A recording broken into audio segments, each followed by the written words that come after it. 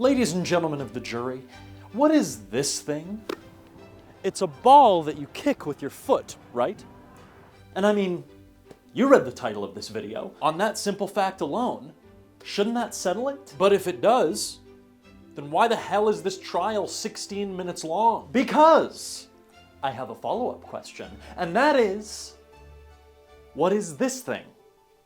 A hand egg, I guess? Your Honor, the British haven't come this hard for the Americans since they burned down the White House in 1812. And for what? Both countries each have sports, both allegedly known as football, but which term is more correct? The British argument boils down to one simple fact.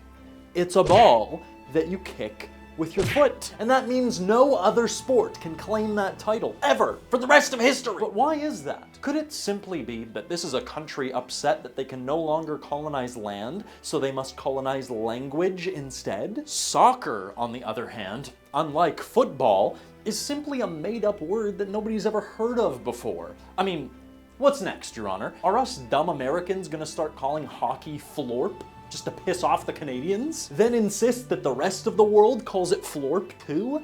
It wouldn't make any sense. Unlike ping pong, for example, which is perfectly named in every way. Well, I'm here today, Your Honor, to tell you that there's more to this story than the British simply imposing their will on the rest of the world as they've tended to do. Frankly, they've taken enough, which is why I'm here today, representing my client, the United States of America, in order to prove once and for all why soccer is in fact guilty of being the correct term.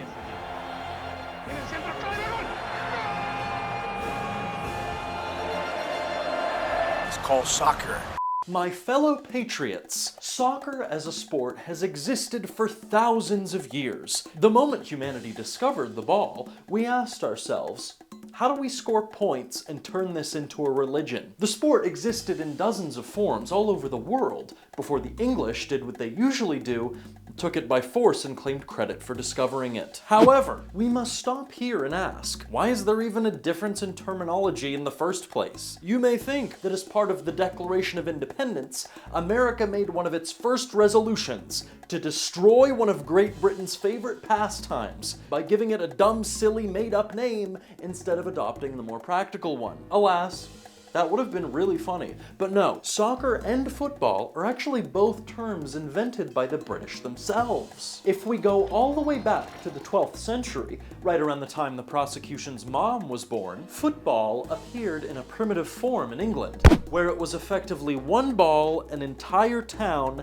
and absolutely no rules. For real, no team sizes, punching, kicking, assault, all legal. It was battle royale with angry British peasants who hadn't discovered colonialism yet and as such had no other outlet for their unbridled pasty white rage. However, as the centuries passed by, and as the prosecution's mom can attest, the British realized they should probably add some rules to keep this little backyard game from turning into civil war. In trying to determine the official rules of football, however, one side wanted to keep the aggression, physicality, and use of hands, and the other wanted to limit the use of other limbs and keep it to just the feet only, as the name implied. This debate translated all the way up to the scholarly level, contrasted most famously by universities like Eton, who preferred playing with only their feet and therefore enjoyed Eton football rules, and Rugby School, who preferred using their hands and therefore enjoyed rugby football rules. Then, in 1863,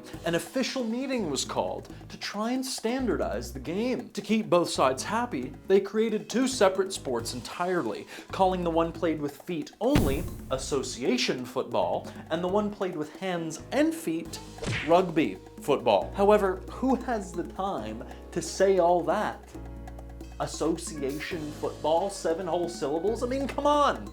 There are countries to plunder, let's keep it moving! And so, association football was shortened to ASSOC, and then to ASSOCCER, and finally, just soccer. Rugby football, however, eventually went on to have 2 children, modern rugby and American football, which explains why it's called American football and not American hand egg. It really should be called American rugby because of its association with the former, but alas, the football name stuck, because it still technically is a derivation of football. However, Your Honor, for a long time, soccer was a sport enjoyed exclusively by the upper class, and when the lower class Brits discovered it, they decided they preferred the more general, originalist term football instead. Though by that time, the term soccer had already stuck in much of the English-speaking world, including Australia, New Zealand, South Africa, Ireland, Canada, and of course, the land of the free and the home of the brave, who, as we established, already had a sport called football by then. So the soccer moniker worked better anyway. So this is all well and good, and explains the difference in terminology, but why is soccer the better term? Well, first, we must consider clarity of communication. Your Honor, the entire world understands soccer as meaning one thing and referring to one thing only, whereas football has dozens and dozens of meanings and sub-variants and could be referring to American football, Canadian football, different rules, Gaelic football, and as we established earlier, could be referring to rugby football, Eton rules football, also known as association football, also known as soccer, not to be confused with the Eton field game or the Eton wall game, a real sport played by real British people, by the way. Why is this a sport? Who is this for? Why are there so many people watching? Why are those people on top of the wall? Who is this for? But I digress. With so many different sports that could fall under the football umbrella, would it not follow then that it would be more practical and accurate for all the members of the world to adopt one term so as to avoid confusion? To dismiss soccer, as the prosecution has, as a mere Americanism or less accurate and utilitarian in its wordage than foot plus ball is simply a distraction and an effort to bamboozle the jury into believing this elitist fairy tale that football was the term that was invented first and the dumb idiot Americans came along and called the sport that has nothing to do with the ball or a football because we're all dumb idiot babies and so had to make up another word to take the real football's place. But as we established, none of this even matters because as it turns out, football isn't even that precise a term to begin with, despite the British's claims otherwise,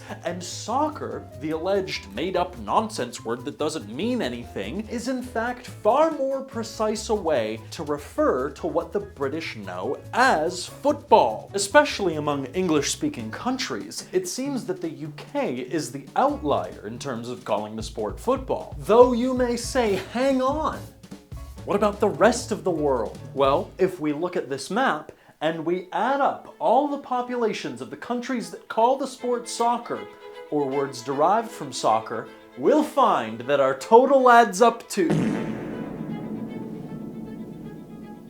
738 million people, which is less than a tenth of the world's population. So sure, even though a majority of the English-speaking countries refer to the sport as soccer, a majority of the world does indeed call it football, or words derived from football. And so, here we are, at a spot in which we found ourselves time and time and time again. The British imposing their rule on the minority. Will their arrogance and thirst for conquest know no bounds? Have they no shame? When will they learn to leave us be? Either way, the idea that the whole world calls it football is meaningless. Frankly, Your Honor, other countries can call the sport whatever the hell they want, because this is a trial about the practicality of the English term among English speakers. Otherwise, why would the British be coming so hard for us specifically,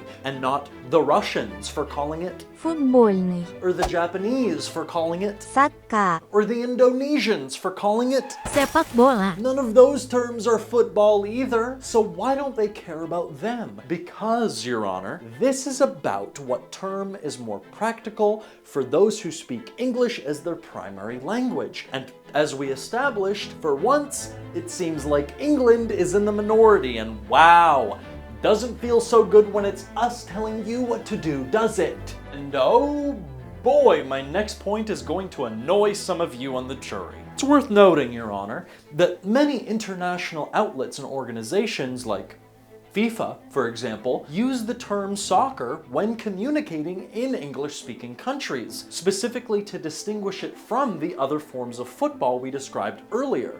A real soccer fan as well, like you. Yeah. And as we established just a few moments ago, English-speaking countries are precisely whose favor we're fighting for in this trial. And I mean, it's FIFA.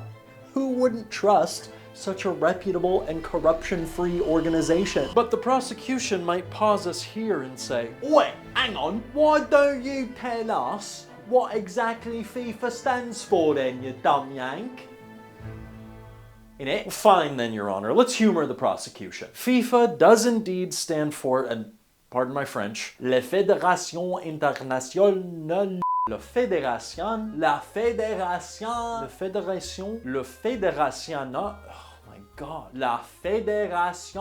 Internationale. Okay, so I'm saying le. No,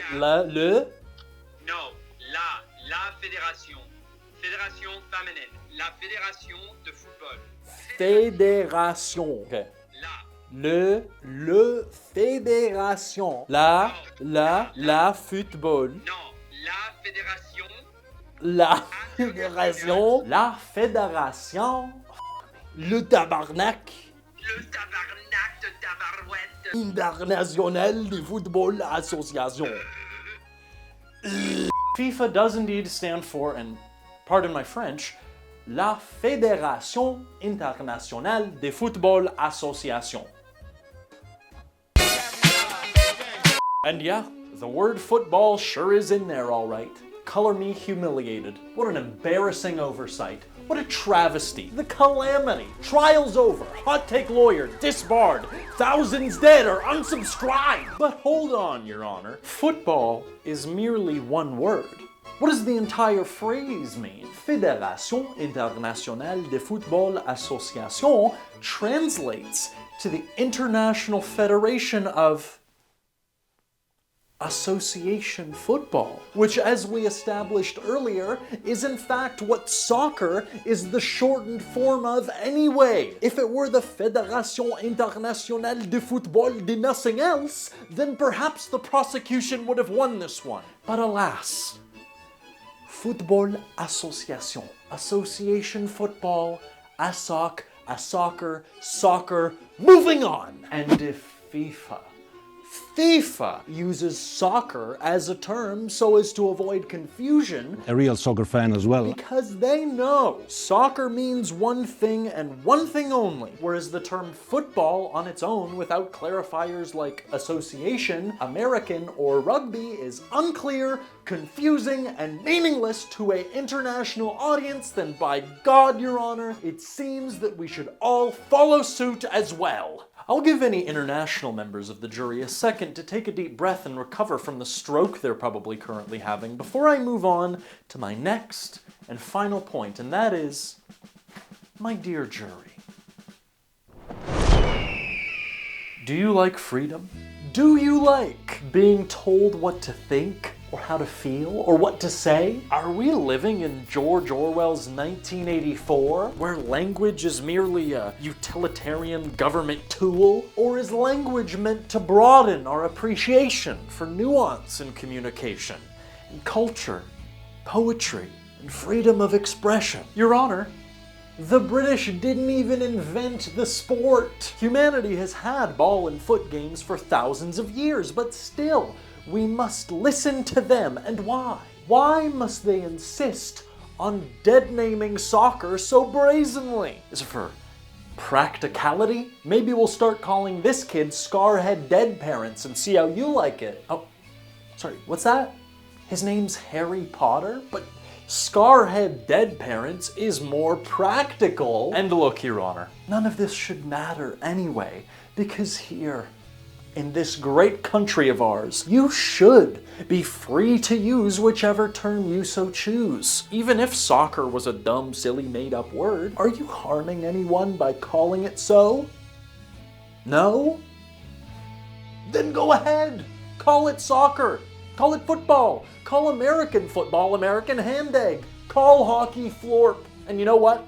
Go ahead. Call him Scarhead Dead Parents, because it's not like J.K. Rowling cares about dead naming anyway. For too long, Your Honor, the British have insisted that their way is correct, and I say no more. No more will we bow down to an outdated and ineffectual colonialist empire who can't even let us have two different names for two different sports. Yet again, they must impose their rule on us, despite football being less widely used among English speakers, more vague, and having a shorter and less widely accepted precedent for use than soccer. So I say to you then, my friends, out of principle, out of duty to my country, and to freedom, give me soccer or give me death. I rest my case, and may God bless America. The United States have done it. England won. The United States too. England are distraught.